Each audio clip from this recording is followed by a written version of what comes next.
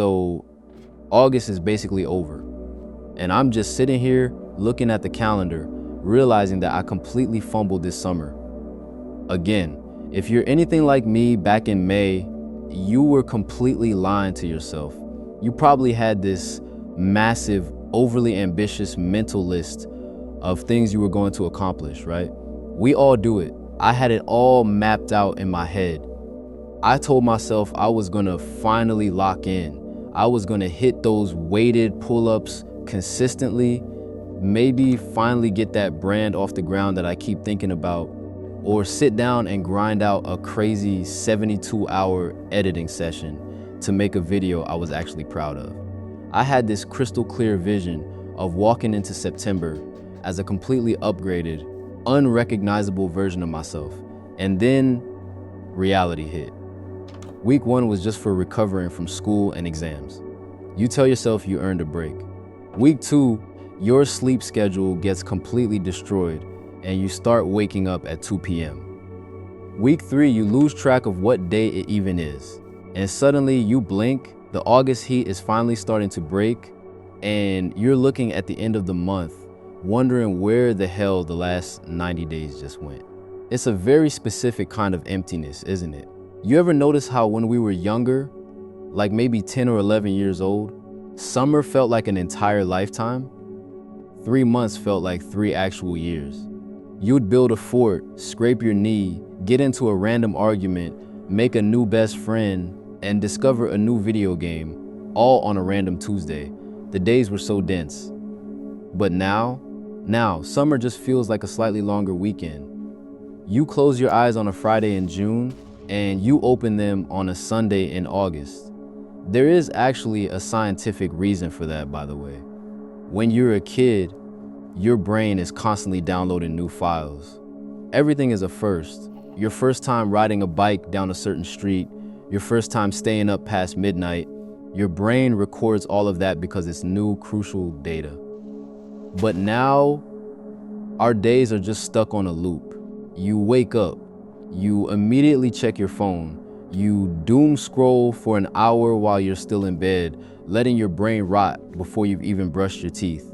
You get up, you play a game, you eat, you maybe watch a YouTube video, and you go back to sleep.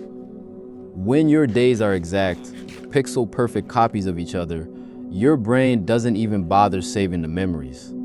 It just hits delete to save space. So you get to the end of August, you look back at the archive, and the folder is just empty. And the crazy part is, I knew exactly what I was doing while it was happening. I knew I was wasting days, but I couldn't stop because this summer wasn't like the others. The stakes were higher this time.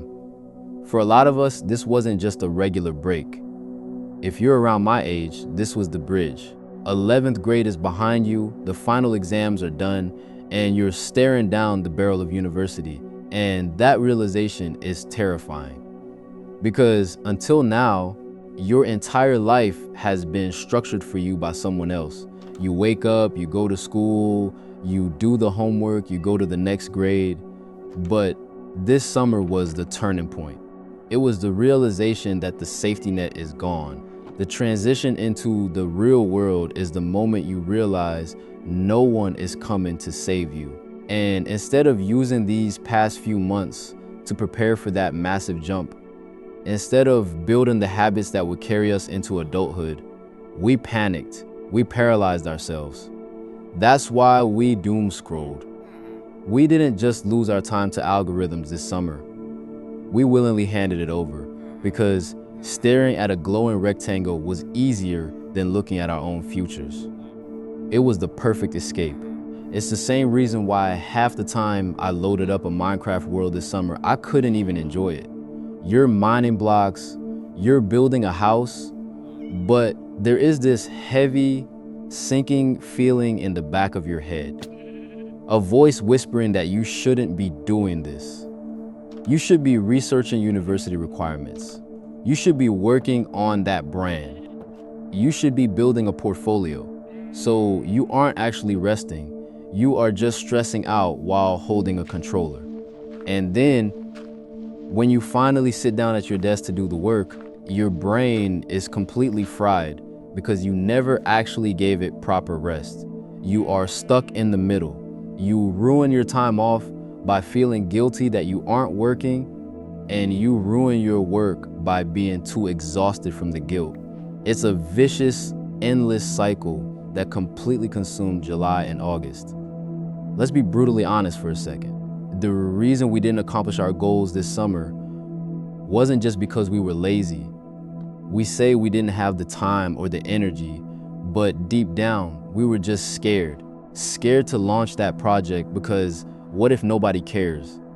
Scared to put effort into that video because what if it still flops? Scared to try and reinvent ourselves because what if we fail and look completely cringe? It is so much easier and so much safer to just sit on the sidelines. If you never try, you never fail. If you keep your dreams as just ideas in your head, they remain perfect.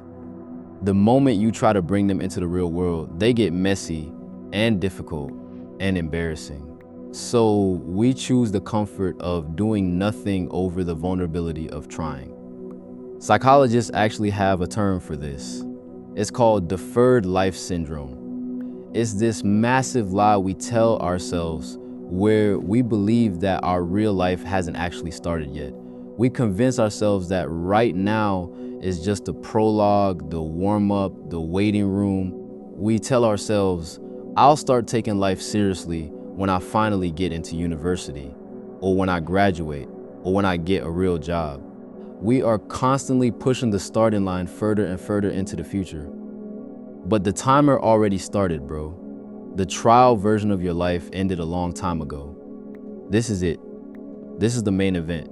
Every day you spend waiting for the right time to start living is a day you are never, ever getting back. The perfect conditions you are waiting for do not exist. There will never be a month where you have zero stress, infinite motivation, and the perfect setup to finally start that habit. You just have to do it while you're tired. You have to do it while you're scared. So yeah, I fucked up this summer. You probably fucked up this summer too.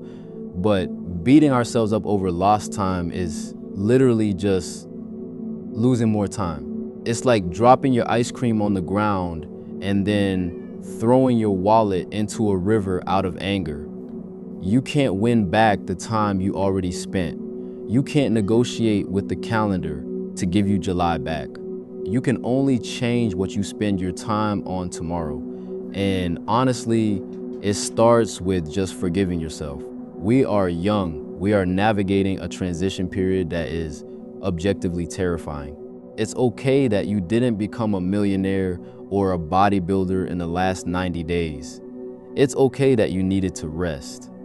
But moving forward, we have to wake up. If you're gonna rest, then actually rest. Forgive yourself for not working and just let your body recover. If you're gonna play Minecraft, just play Minecraft. Turn off the second monitor, put your phone in another room, and just immerse yourself in the game. Stop multitasking your own existence. Let yourself be bored for 5 minutes while you wait for the bus without reaching for your pocket.